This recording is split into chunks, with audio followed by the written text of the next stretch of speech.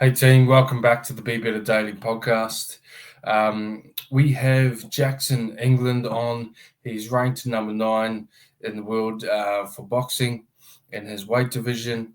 And we chat a little bit about how we found boxing, how we got into it, some ups and downs, and how being inactive for 17 months on his journey impacted him mentally, and the tools that he used to stay on track during that period. We touch on how crucial that support was from his good coach, Jay Gray from Onyx. Um, and yeah, we touch on some mental health aspects as well. So it's a great conversation from a great young up and coming boxer. In my eyes, he's already up there at the top, and I'd love to see him continue on. So feel free to tune in and like, subscribe, and comment who you'd like to see on the show, and any questions that you have for us. All right, we're on. We're here with Jackson England on the Be Better Daily podcast. So I ran into Jackson I'm going to say about has it been 4 years since COVID? Maybe 4 or 5. I reckon Maybe, maybe 5. maybe even close to 5 years ago when I walked into a boxing gym, Jay Gray's boxing gym, Onyx, and that was down in Bibra Lake. Um, and Yeah, it was good to do a bit of training there, and then we haven't touched base since. So it's been a few years. It's good to see you, mate. Good to see you Let's as well. Thank you for having me on, Rob. Yeah, cheers, brother. You're looking good and looking fit as always. I But mean, my bed here at the moment, so doing all right. It's not as slick as what it normally is. um, for those of you who don't know you, mate, who are you? Who's Jackson England?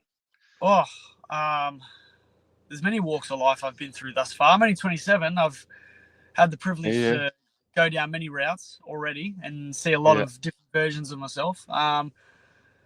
We'll just start from where I'm at. So yeah, yep, Jackson England. Currently number 9 in the world as a professional boxer. Reside here in Perth, Western Australia. awesome. I'm originally from Western Sydney, down in Penrith Way. Okay, I moved over to WA when I was 11, uh, and yeah, just here chasing my dream of being a world champion and being the best version of myself every single day. That's where I'd say I'm at right now. wicked, brother. And it sounds like you're getting pretty close there. So I didn't realize you ranked number 9, which is Yeah, awesome. yeah. So Yeah, I'm ranked number nine in the WBO and number 10 in the yep, IBF, and yep, the next fight that we're having coming up on the 26th of April, which is at RAC Arena. yep, That is possibly going to move me from 10 to 7 in the world. And awesome. then, yeah, that's where getting through and doing my part and, getting a good win as well. Yeah, yeah, And then moving on from there, then, I've said time and time again the last couple of fights that I want all the top guys. And mm, I, I believe I can mix it with the best and achieve my dream of becoming world champion and much more to come because there's still many years of my career to go. So, it's all about doing it the right way and not rushing anything either. Do you have an Now, opponent locked in? Yeah, I have an opponent locked in now. Fella from Sydney, good fighter, good tough fighter. Fought some pretty good people himself. Pretty good fighter. So yep, I'm awesome. expecting him to come over and bring the best. And I think it's a great opportunity because it almost as long as it's been since we've seen each other is about the Yeah, same time that it's been since I fought it in Perth. So yeah, wow. I'm really excited, especially for a big promotion. It's a new boxing promotion, Pathway Boxing. Yeah, So different to the one that I used to fight on back when I was fighting as a headline or main events here in Perth earlier in my mm-hmm. career. So to fight on a new stage at RAC Arena, like one of the biggest arenas here in Perth, in front of friends, family, my sons, a lot of people, then I'm really really blessed to be able to do that. Bro, that's wicked. And so, uh, did you? did you have to sort of leave Perth for a while and fight elsewhere to sort of get to that level? Well, I guess that's part of the journey. I'd say on my half, like when I uh, wasn't with the management that I was here in Perth with, my uncle Noel Thornbury jumped on board, and he took care of everything. And then my first fight back, I had to wait 17, almost 18 months to get back in the ring Hmm. because there was just no one in the Australian circuit or international circuit. There was no one to fight, and nobody would take the fight. And Yeah, I remember training my ass off for 17, 18 months, just waiting and edging to get back in there. And my uncle made it happen. And it was in, yeah, goes back all the way to the family history and like where they reside. They live in Gatton, Queensland, which is a country town just in the yeah, valley. And I had after 17, 18 months of inactivity, I fought back there. yeah. And my father fought there. Both my uncles Wicked. fought there. Um, I even think my grandfather or fought there as well. So Yeah, to be able to fight at the Gatton Shire Hall was a dream come true because I always wanted to do that, and then I actually in my life got to do that. So I yeah. was really, really, really privileged to do that. So my uncle got the ball rolling again, and then it was just So, one fight after another. so it sounds like you come from a family of boxers, mate. Is that correct? I do, and many fighters in the name. You know, I wouldn't mention the women because even though they love to fight as well, probably not the Yeah, classiest of yeah, things. Um, but yeah, so my dad, all on my dad's side of the family, they all fought professionally, and my yeah. grandfather was an old school 10 fighter as well, so they fought sanctioned boxing fights and bare knuckle 10 fights as well. Okay. Yeah, the family just grew up in the fighting, and I was never pushed. I was never pushed into it. I was Yeah. never told I had to be a fighter or anything like that. I was actually going towards the route of music and dance early as Mm. a kid. So I did Mm-hmm. dive into that a lot. I still do now. Like I'm, even every Yeah. day without You still music. got the moves, brother. I can never go about. I've got to make sure I'm always on my game for a dance. Always got to make Yeah, sure. yeah, Whenever that's one of the hardest things for me. It's yeah. not so much the party or the anything like that. It's socializing and a dance floor. You give that to me, and that's my hardest thing to not do. It's good crossover though, eh? You got Oh, all it is. that footwork and that rhythm. It is. No, it definitely helps when it comes to the boxing aspect. Like to have Yeah, natural rhythm, it does have a yeah, massive carryover effect into the boxing. yeah, yeah. Wicked. Hey, I'm going to backtrack just a little bit. You touched on you were sort of 17 months just training, but Yeah, no fights. That's quite a long time to stay in condition and not have a dedicated end goal, even though yeah, you do have that dedicated end goal of being on the world stage, etc. But you just got no fights coming in. How is that? How does that play on the mindset of someone like yourself with such a big goal? Like, what does that look like? How'd you go? yeah. It's quite daunting. It was quite hard because even in that earlier stages of those 17, 18 months, I was pretty much, I was probably in one of the darkest places in my life. Hmm. Probably. And I never thought I'd ever say stuff, when it comes to, that, suffer with mental health or those things where you feel your lowest or at your worst. And I Yeah, was there. I was definitely there. And, yeah, having to fight some demons and some things that I didn't understand, didn't fully do. And all I had was my craft. And mm, I had that I always use that as an escape of not being at, not knowing what to do or not facing things that I thought I could face when it came to yeah, emotion or came to personal stress or anything like that. I was like, oh, I'll train it out or I'll fight. That will fix everything. But unfortunately, it doesn't. So mm, it was a lot of personal growth through that time as yeah, well. Like not only yeah, smashing it and being in peak performance that whole time, just waiting and waiting and waiting, but it actually made me, which I've got to thank my coach for, Jay, for yeah. really making me dive into that spiritual aspect and being able to face myself and hit Awesome. those nails on the head that I was too scared to do and confront those demons and confront those things where I've always been someone who's a very active, social, happy upbringing guy, and I don't like to see others see me in turmoil. So, Yeah, uh, yeah, I'm I know from the past of being a bit of a people pleaser, just happy going, just going with whatever. It was actually that 17 months was the order for me to set my own boundaries and set my own ways of what's healthy for me, and because I'm looking not after I'm not yourself.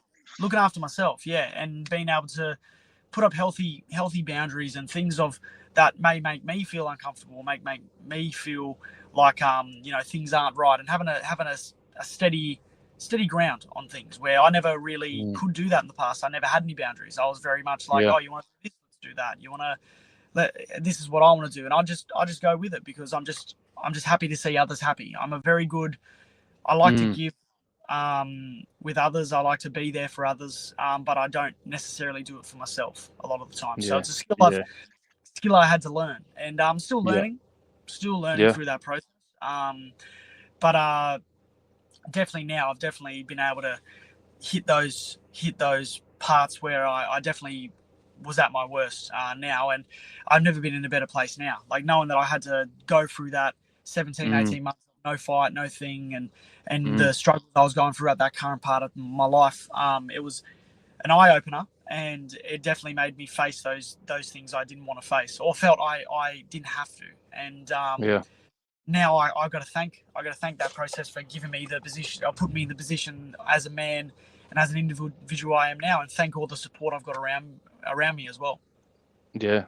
Is there anything, so during that time you said that you did a bit of work on yourself and with the assistance and support of Jay, who's an awesome coach, a good sort of what I would probably say like quite a holistic coach as well. He coaches everything, not just the physical but the mental as well, and spiritual.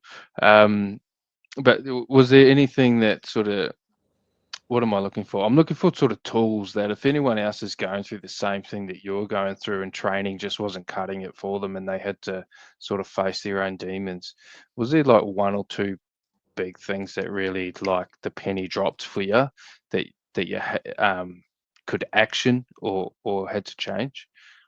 It was definitely the stonewalling aspect or the shying away aspect of, in a sense, people pleasing is a habit of.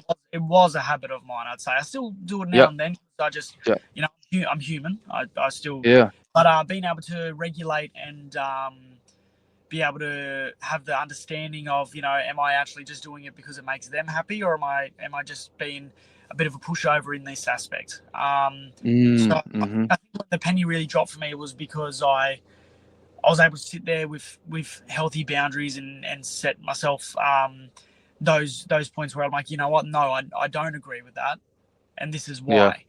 And not, it doesn't have to be out of malice, it doesn't have to be in a hateful or angry way. It can be channeled in a really respectful way, and if they can't come to the party on that, then that's up to them. You can't you lead a horse to water, but you can't make them drink. And I very much respect other people's opinions, and I'm able to take their opinions on board and have a healthy conversation, but some people can't. And because I didn't want to dive into that realm, or even as a young kid, or even growing up now, or even through that process, I didn't want to dive into the nitty gritty of, I don't want to have a confrontation. If it's physical confrontation, I'll fight right now because it's physical. If it's verbal, that's just me though. Like if it's physical, that's easy. That's easy. But verbal confrontation, I used to get really, really stressed about, and I'd hate having to, pull myself accountable, or be in a state where it's like, oh well, this is an argument. Oh well, let's just do what you want because it's going to sort it out, and I just want us to be happy. And instead of having a healthy conversation, whether it blows up or not, you take that time out, you go for a walk, or you say, look, I need a minute just to regulate myself and bring myself back, and then we can have the further conversation. That's when the penny dropped for me. I think I was in a conversation with my family about some stuff, and it was to do with the situation that was going on at the time, and all the things that me and Jay have been practicing, and the holistic stuff, like all the stuff I've been doing, all the layers I've had to peel back. I actually just sat there and listened, which I normally do. I listen very well, but instead of listening, I actually took action and spoke my place and wanted to put Nice. it out there. And it was a bit of a shocking moment for my family as well, because I Yeah. never really done that in the past. Yeah. Um, Yep. I set that healthy boundary. I told them how I felt. This is where I stood, and they respected it. They respected that. They understood. Awesome. They could see where I was coming from. And Mm. there's obviously those little bickers you have with friends, family, loved ones, and they did bicker a bit. But when it came to it, they respected where it came from, and Yeah. that's where that penny dropped for me. It was like, wow, this actually, for me to get that courage up to just say something so normal, which in anybody Mm. may be easier for others, Yeah. but not so easy for me. Yeah. Yeah. It was like, wow, Mm. this took a lot of energy for me to just sit here and actually just say my opinion and say my thing, Mm. other than just being quiet or just going with it, because it's just easier. I don't want the confrontation, and it actually made me respect myself more, because I'm able to hold a space and be able to be in that place and Yeah. not lose my temper or not get overwhelmed or not get upset. This podcast is about being better and inspiring others to do so. And I think a lot of people can actually resonate with what you've just explained there. There's lots of people who are naturally givers who shy away from that sort of that verbal conflict, and basically just want people to be happy and good humans Yeah, and all get along, right? yeah, and And it's not something that, sometimes yeah, go. I think sometimes, for example, and forgive me if I'm wrong, but people like yourself and myself in the past can end up, making yourself smaller to appease others, or making sure that they're okay, or looking after others to the detriment of yourself, to the point where you're worn out, or you just don't feel right. Especially if you don't have those healthy boundaries set in place. um, and even people who love and care for you, it, it's not like they're taking advantage of you, but they've never um, had you stand up and say no. Yeah, And the first time that they're going to hear that, they're probably going to get shocked, right? it is. It's quite a Yeah. shocking thing, and I think, you know, with a lot of people who may be struggling in that sort of way, and like from myself, like you said it perfectly yourself, when that penny dropped, Mm, had that realization, like knowing that everything is going to be okay. Like you're not over stressing yourself and overwhelming yourself of, oh, what's going to happen if I don't comply, or if I, and yeah. it could be over something so simple, but Yeah. to you it's massive. Or to me at that time it was like, oh no, well it's verbal conversation's massive, but Mm, um, realizing now, going through life and the journey I've gone through, that mm, there's no harm in just talking and just opening and I know a lot of men and a lot of people in general, they struggle to really open up, and I've had to yeah. learn to, and I got to thank, again, I can't thank Jay enough, because he's taught me the skill in order to open up in a safe way, Yeah. in a healthy way. So it's definitely developed and helped me develop as a man. Yeah. I'll just put a little plug in there. So Jay Gray from Onyx, is it Onyx Fitness or High Performance Training, I think. Yeah. Whereabouts is he based now? So he used to have a gym in Bibra Lake, but where can people sort of find him now if They they can. wanted to do some work with him? Well, if they obviously, all the plugs like Facebook, Instagram. I think he gets a lot more traction through Instagram Yep. at this stage. But he's located out in Bedfordale, just next door to his house. It's a property out there. Awesome. I drive out that way once, twice a day for my own Yep. training and for everything I do. But he does a lot of work with individuals in that space as well. Does massage therapy, does Hmm. breath work, you name it. He does absolutely Yeah. everything. Yeah. Wicked. Um, right, brother. We're going to backtrack a little bit. So you're from Sydney. Yep. Yeah. Did you so you grew up there? Um, I heard through the grapevine. Do you have a bit of Samoan blood in you, or No. So this is the misconception that people may have. So misconception? Okay. yeah. So from that, like, obviously, from my real dad side of the family, they're half Ukrainian, Yeah, yeah, and they from that traveling culture. Like I said, they travel around and with the tent fights, with all the thing there. So that's their side. My mum's got English heritage, mhm, and then it's my stepdad who's got the Samoan heritage. So okay, um, through growing up as a young kid in Western Sydney, I had so many cultures around me as well, and yeah, I yeah, was very privileged to be able to grow up in a Samoan household. Very Samoan yeah, culture, and my awesome, stepdad or his side of the family, like they welcomed us in, and were where I feel very lucky to be a part of it all. And I yeah, have, grown up as I have, like, to be able to wear the Ulafala when I walk out to fight, and yeah, I feel very blessed to be able to do that. And that's just representing from that side of the family on my stepdad's side. And I get all these people commenting on stuff and saying, like, I'm the smallest Samoan they've ever seen. You know, get me some food, bloody, all these things. yeah, yeah, yeah, yeah, And it makes me laugh. But, like, I've never once claimed and said that I am Samoan by blood, yeah, but I yeah, definitely proudly represent the Samoan culture, like, when I fight. But awesome, I not only represent the Samoan culture, but I represent, Australian culture. I yeah, represent my mum's side of the family. I yeah, represent the Ukrainian side, my dad's side of the family.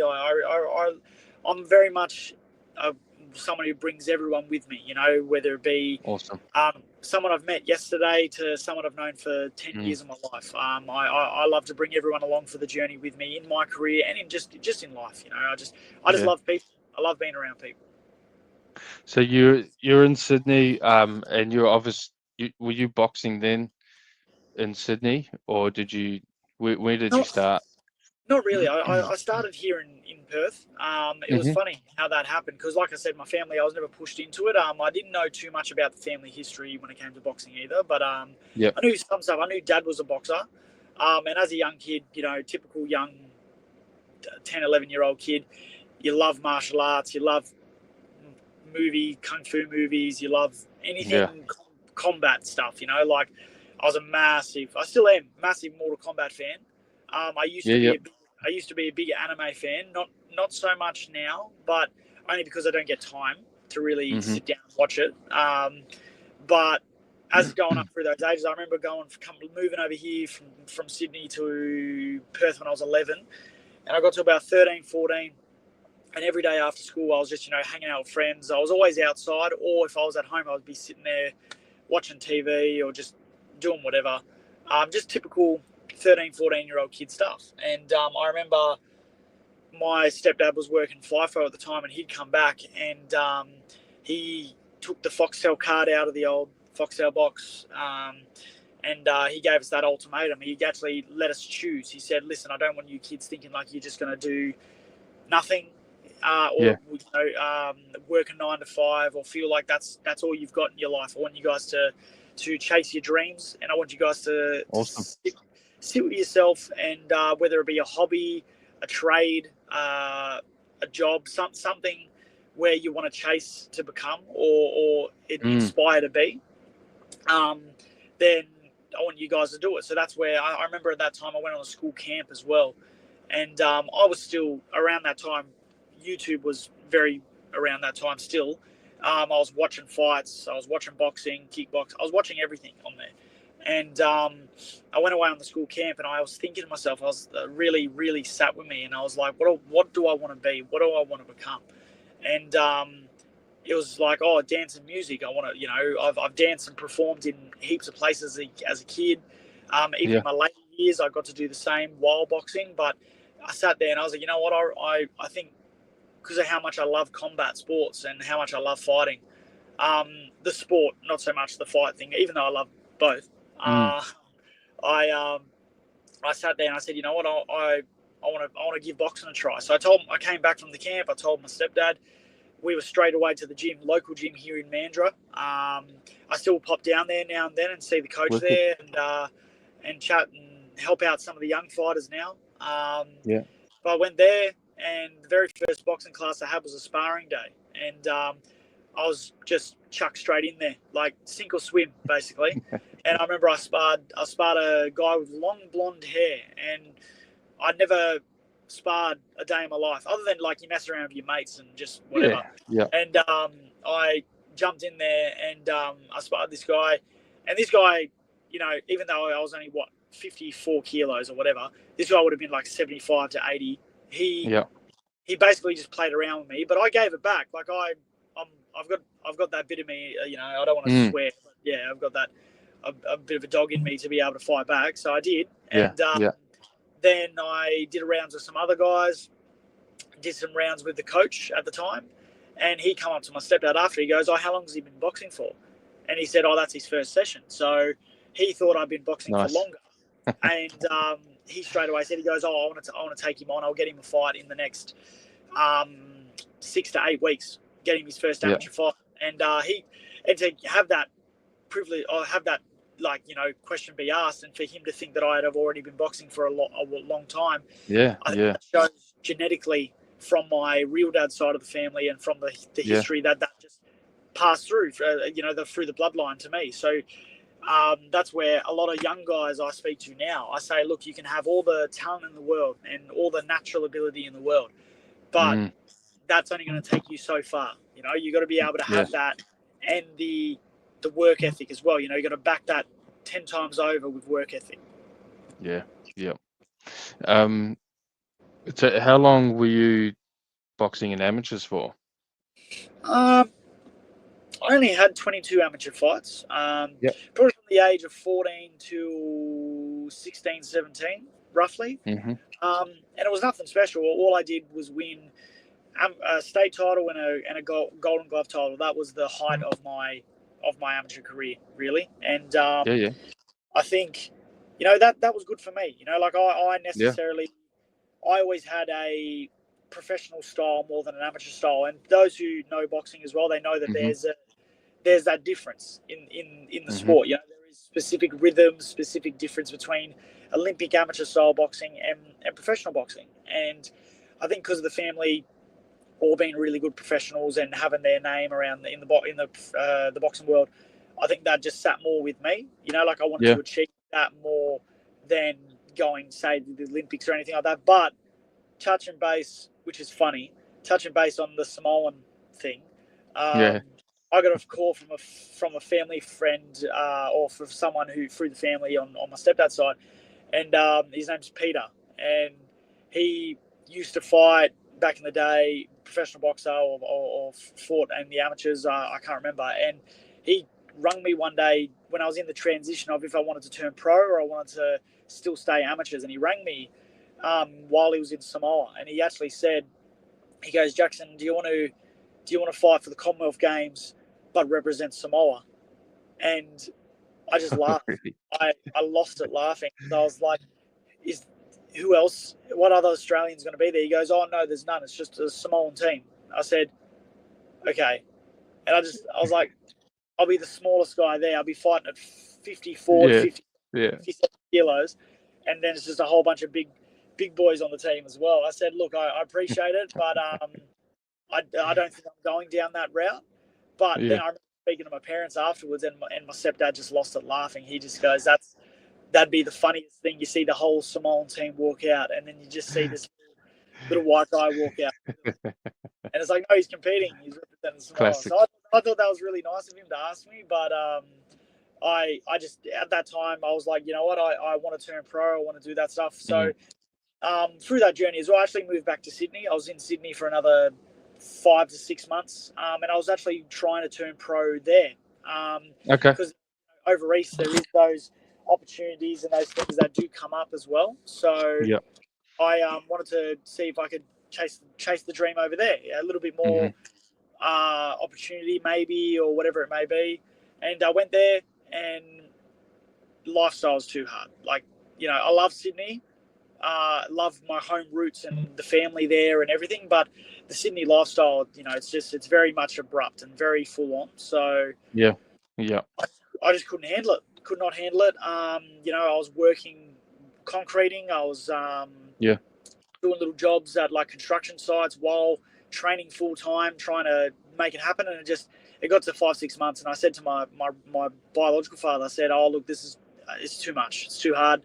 I'm going to go back to Perth." Yep. And that's why I always tell everybody that Perth is such a hidden gem and such a beautiful place, because Mm. not only was it a breath of fresh air coming from somewhere like Western Sydney, or like the way we were there, but even just Sydney itself, like it's so rat race and so full on. Like coming over Mm. here, it really is just a breeze. And don't get me wrong, it gets busy over here as well, but not busy like over there. And Yeah. it's a beautiful place. Perth is really a beautiful place. And I remember I came back, and I think it was another 3 months or 2 months after that, I had my first professional fight under Jay. Yeah. Awesome. Yeah. Yeah. Wicked. And you've been with Jay ever since, right? Been with Jay ever since. Yes, it's what, 10, 12 years, maybe 10 years, or 10 or 12 years under Jay. But I think this is my seventh or eighth year as a professional now. Mm-hmm. Yeah. What's throughout your journey, is there any fights that stand out? Like, what's been the I don't know, the best fights that you've had, or the ones that have really changed the game for you, that you've learnt the most from?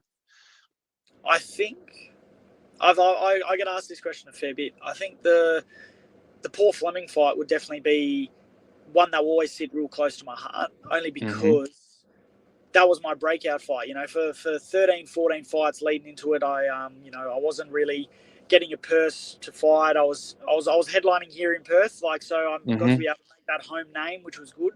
But I was just wanting to break out in the Australian boxing scene, as well as achieve my dreams and go Yeah. through that process. And it was always waiting, and then the Paul Fleming fight come up, and I remember I was chasing that fight. I asked about that for 2 years straight, and Yeah. never got any word back. Boxing all the smokes and mirrors that carry on behind the scenes. Yeah.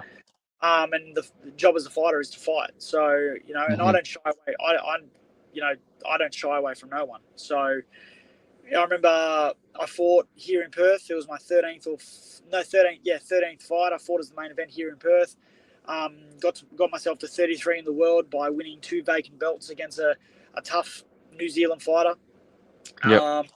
And 5.5, oh no, what was it? Maybe 9 weeks went by, or maybe however long went by, and I was still training my ass off in that period. My first son was born as well, so I was juggling that. Awesome. And Yeah. then I got a call from them saying, it was like 5 weeks out. They said, They said, "Oh, Paul Fleming's opponent pulled out. Do you want to take the fight?" And I just said, "Yep." I jumped at it, said, "Yep." And then we went out there and we put on an absolute war for everybody in attendance in Sydney. And Awesome. personally, my opinion, I believe I won that fight. Mm-hmm. But I obviously gave the decision to Paul. But at the same time, that will always stay close to my heart, because that was my breakout fight. People got to really see what I'm about and who I am. And I got a lot of fans from that. I got a lot of people to Yeah. see me under the bright lights and know that I didn't shy away from the bright lights. I was born to be there, and that's what I've always believed. I believe I was born for that purpose, and to be under them lights, and for the world to see when it comes to professional boxing, and to be able to showcase my ability and my work ethic and my skill. Mm-hmm. Mm-hmm. Yeah, so Paul Fleming fight stands out. There's maybe 2 others I'd say that really stand out, and that'd be the Nathaniel May fight, and then Yep. the Jamel Herring fight. Okay. Yeah, those the other 2 would definitely stand out for me. And I'm very much a boxing technical. I'm a very technical boxing person. Like I love. Everyone loves a war. Everyone loves something that's going to go head to head and have a big bang and Mm-hmm. stuff. But I'm very much a chess match guy. I love the technical aspect of boxing as well. Like I could sit there days and days on end and watch all the old fighters and all the people and analyze and study. And I still do that today. And I love them fights, because those 2 other fights were probably the most technical I've had in my career. Mm-hmm. Because of their boxing prowess and how good of boxers they are. So it was chess match between us both, in both fights, and I love those fights the most. Yeah. Wicked. Like, getting to where you are now, and to where you're going to go, What's what keeps you on track? Like, what do you do it for? I sat there and asked myself that question for a long time. Because there is a separate entity other than myself. Like I am not just Jackson the boxer. I'm Jackson Yeah, England, the individual. Like yeah, I'm also myself beyond boxing, beyond all that stuff. Because a lot of people live variously through what they do, and mm-hmm. they have to become that thing. But with the journey I've been through, with the work I've done on myself, I know that I'm not just a boxer. I'm also a father. I'm a partner. Yeah, I'm a son. I'm a friend. yeah, I'm human. So I look at what drives me, and I think the biggest drive for me is myself. I think knowing how much I want it, because no one can hold your hand to take you to become world champion or be unified or be in the Hall of Fame. mm-hmm. I do that solely for what I want to achieve. But Yeah, if I if I do that as a combination, I also do it for my sons, yeah, because they're a big motivation and a drive for me. Like without my sons, I wouldn't have done the growth on myself. I wouldn't have achieved what I've done, because they are always in my heart and always there with me in mm-hmm. spirit, with everything. And they give me that extra fire to achieve this legacy and this goal I want to achieve. Not only myself, because I can sit there and I can tell myself in the mirror every day and manifest and say, you're going to be world champion one day, you're going to be world champion. But in order for me to achieve that, I'm very blessed to have the support from my parents, my partner, my family, my friends, everybody. But my two sons are the ones that give me that extra dig. Yeah, They're the wicked. ones that really put that place in me. Like, this is for their futures. I fight so they don't have to. If they ever come to Mm-hmm. me when they're older and they want to try boxing and they want to fight, or if they want to be a lawyer, doctor, anything, I want them to know the same thing that my stepdad gave me and told me, that whether it be a hobby, a job, or an aspiration or a dream, that we do whatever we can to achieve it, no matter what, and strive for greater things in life. And that's what I want to be an example for them, is that they can chase whatever dreams they want in life, and no matter what, they are fully capable of achieving them. Because Yeah, I want to be that example when I achieve mine. Even though when I one day when I achieve mine, it will still never be enough, because mm-hmm. I want to go higher and better and be in the Hall of Fame and do great for them, myself, my family. But when my time's done, I'll know I'll be able to hang it up and be proud of what I've achieved and what I've done. Yeah, wicked. Um, there's lots of upcoming young boxers all the time, and what would you? Is there one or two pieces of advice that you'd give them, or something that they can focus on if they want to follow in your footsteps? The massive thing is, especially nowadays with this generation, like I'm not that old, but I sound old. A lot of people, a lot of young kids that I've met through this time now they're Mm-hmm. very focused on they're very focused on they want it here and now, and they expect it to be a fast process. Mm-hmm. What I tell young kids, especially in the boxing world or chasing this dream as well, is just take your time, trust the process, develop at your rate. Everybody develops at different times, so Yeah. develop at your rate and your pace. Don't feel like you have to rush. Like, I've had one fight. Oh well, well, in order for me to get to this finish line, I need to do this and this and this, and I need it now. Mm. It's not about that. Like, I say, boxing is very, very, very similar to life, and Yeah. unless you trust the process and let things happen organically and naturally, then you're not going to get to where you want to get to. And Yeah. coming from someone who, in my career, there was a lot of times where I got held back, and times where Yeah. I feel I should have been in positions faster. Um, I'm grateful for the time where I may have just needed to take that step back and just let things happen naturally, and I'm grateful that I did, because Mm. the opportunities that have come my way since have been have been massive overdue from that. And that's where I tell a lot of young kids: stay consistent, stay positive, uh, be consistent with your training, stay motivated, feel like there's, whatever anybody says and everybody thinks, take that information. Yeah, don't feel like you got to live by it. Just trust your process. Have the right people around you, the right surroundings, friends, training partners, people that are going to lift you, not push you down. Yeah. And yeah, that is the biggest advice I can give for the young kids. Yeah. Especially that last bit that you just said, have people around you that are going to lift you and not push you down. It's just vitally important for life, and I think it's one of those things that we don't recognize for a long time, right? No.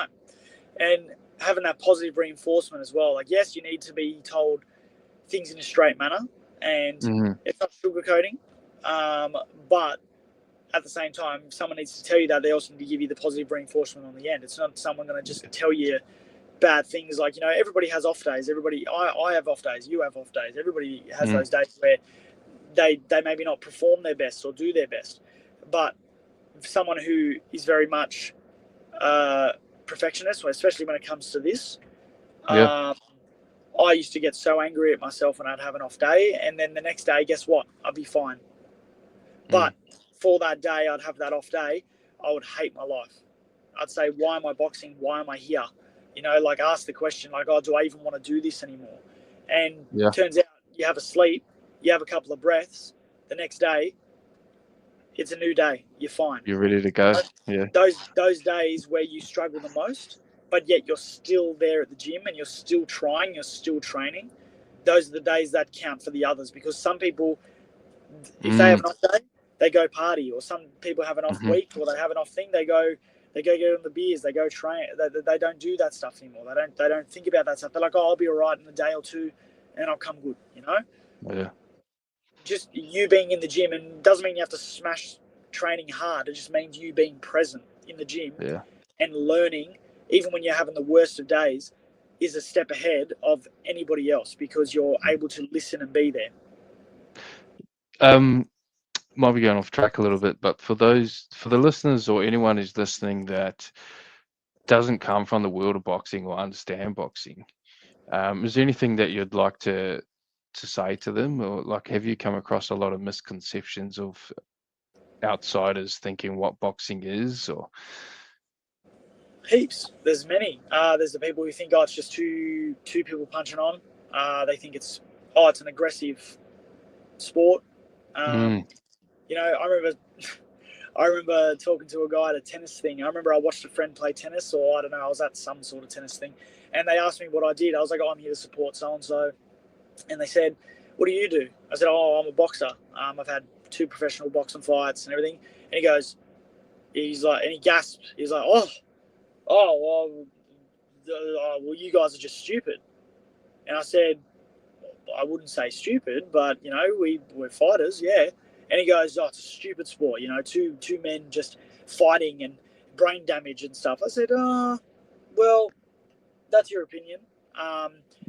It's a lot more than that, trust me. That's another conception. And he just walked off, and I was like, look, I'm not going to go battering in his ear, telling him the science of boxing and the pure passion behind the sport itself, and how confronting it can be. I don't need to do that.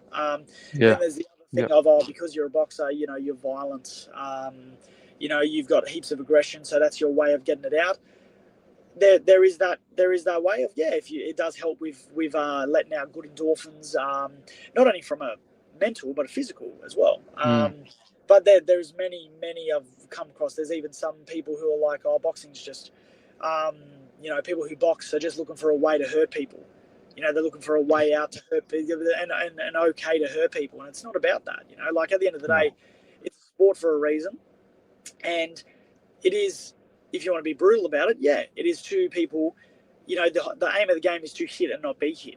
So, yes, you are hurting another human being, but at the same time, it is in a controlled environment with safety procedures and safety people around, medical people, doctors, and yes, it is a combat sport. You are going to.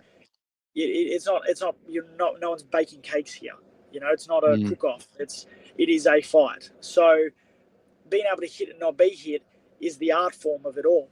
So if I sit there and I talk to people and they're willing to listen, I can go on list after list and fact after fact about how pure boxing really is and how beneficial it is for young men growing, or young women as well, teaching them manners, respect, quality, visceral facts in themselves on how they feel in certain situations. Like, I know damn well for a fact, going back, I feel more at home in a boxing ring fighting than I do sometimes in certain situations. That, to some people, that's not normal. Yeah. You've got to be a bit different in order to be in this realm of stuff. But not saying that's a bad thing. Like, it's being real with yourself, with your pure self. So being able to sit down with someone and actually give them the sheer facts of boxing, how it feels. Most people don't get to experience that stuff, or they don't get to really listen to see what it's like. They just see, oh, well, you've gone in there, you punch each other in the face. Or some people see the circus of it all, like, oh, these people are talking heaps of shit. And they get in there and they fight. And they just go with the mainstream media and they go with whatever they see. And that's their opinion of boxing. But if you give them, like, because I'm a boxing historian, I can go from back to the 1920s all the way to now of phenomenal fighters. People who are not just gentlemen of the sport, but gentlemen in life. And then you get the bad guys of the sport. You get the guys who are former gangsters. You get the guys who get up to no good. Like, yes, boxing has its like crucial things in life, but so does everything in life. Like, everything's got a place, and nobody's perfect. So, boxing itself, you can go on about the ridicule about violence and the ridicule about corruption and everything like that, but there's all of that in the rest of the world. The world is not and everything else as well. Everything else. You can go on a list of things of that. So, yeah, for people who may not know boxing or may not be interested in boxing, I highly advise for them to maybe just take a bit of a step back and actually have someone who's got knowledge and got things and helps community. Like, I've been there to help young youth kids, teach them to box and to help them with their growth on their depression, anger management, things like that, life lessons. Like, there's so many things that benefit you from boxing, and it not only saves lives, it also gives you a better life if you're willing to pursue it in a specific way. Yeah. What's a couple of the most positive things that boxing has done for you, mate, on your journey? Oh, it's had a massive playover effect in how I hold myself as a person. Because as a young kid, I was quite a shy kid. You wouldn't imagine that, but I was very shy, very to myself. I still am to myself now. I still keep to myself, but very much a shy kid. I remember I'd walk around in a 40-degree day with a hoodie on because I didn't want to make eye contact with nobody because I wanted to just keep to myself. And I look at that version of me compared to now. If it wasn't for boxing, I wouldn't have been able to break out of that shell of being like, you know what, I am something. I don't need to be worried about who's watching and judgment or anything like that. I can actually just be myself and be happy content with myself as well. And it taught me confidence in myself, taught me manners, taught me respect, and it showed me, you can never judge a book by its cover either. Like, some of the best fighters in the world don't even look like fighters. And they jump into a ring and almost they've got this aura about themselves, which is daunting and scary. And it's like, wow, that's the person who I just saw out the front earlier. Is a completely different person now, and it's scary. And it's one of those things. It's another misconception, like, oh, well, that person can't be a boxer because they're doing this, But how do you know that? How does anyone know that? And I don't like the people, oh, you're a boxer, so you must want to fight all the time, or you just want to be a loudmouth and carry on. Those people aren't real fighters. Those people are the ones who want to make a show and circus to carry on. And I can't stand that because it's just for show. And you don't need a peacock to be scary or to prove something like that. It's always the quietest person in the room that you should be more worried about, not the loudest. Nice. Look, I think we've touched on pretty much everything. Who in the boxing world today, who's someone that you look up to at the moment? I think there's a lot of really good fighters at the moment, like especially in the world. Like you look at Alexander Usyk, you look at Mm-hmm. Joseph Parker. I'm a big Joseph Parker fan. Nice. I look at the people who inspire me. I look at my good training partner, and he's like a brother to me, David Naika. Yeah.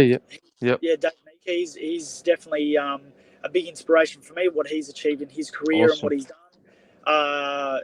Alex Leopai Jr. and Alex Leopai Senior, both of them. Mm-hmm.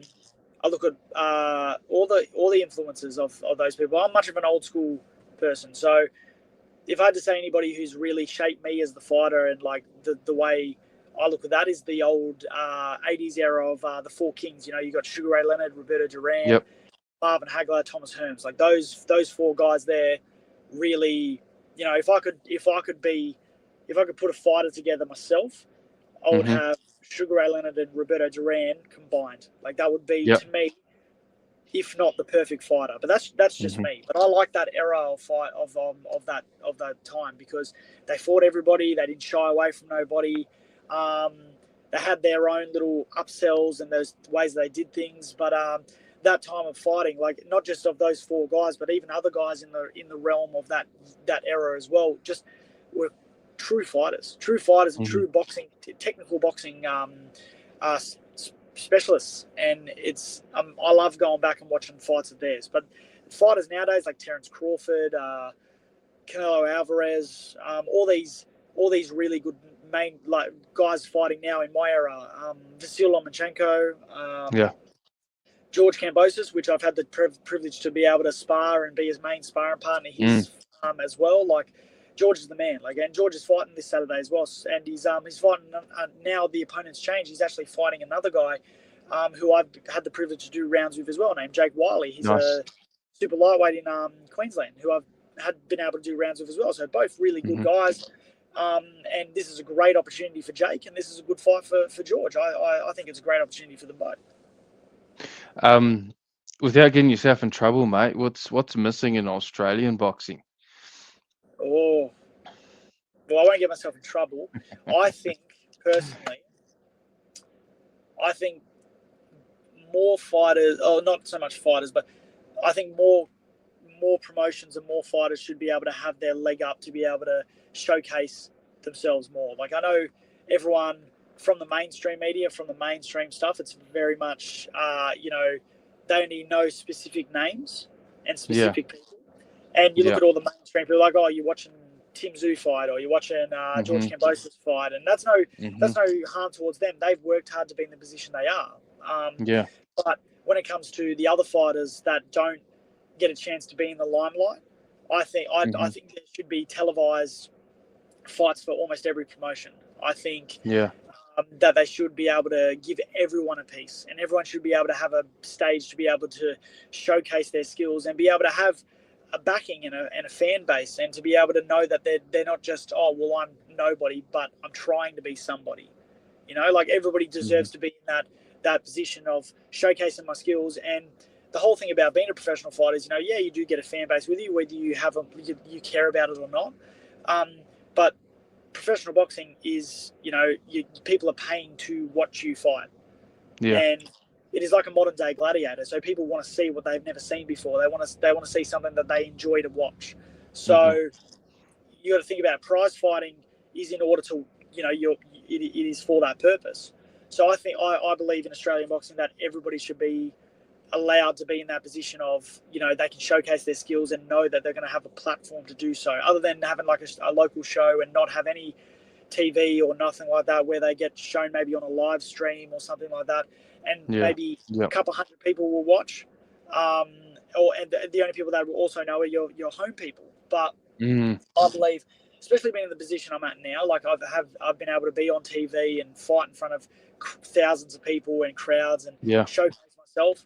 I believe everyone deserves that. I believe absolutely Yeah. every fighter gets that chance to have TV time and be out there and get a chance as well. Awesome. Awesome, brother. We're just about out of time, mate. Is there anything else you'd like to touch base on shout out to anyone or anything else that Um, you'd like to say to the listeners, mate? Probably just give a big shout out to my two beautiful boys, Hunter and Wilder. I absolutely love you both more than anything. To Nice. my beautiful partner, to my parents, which after I train now, I'm going to go see. So Awesome. they have to deal with me.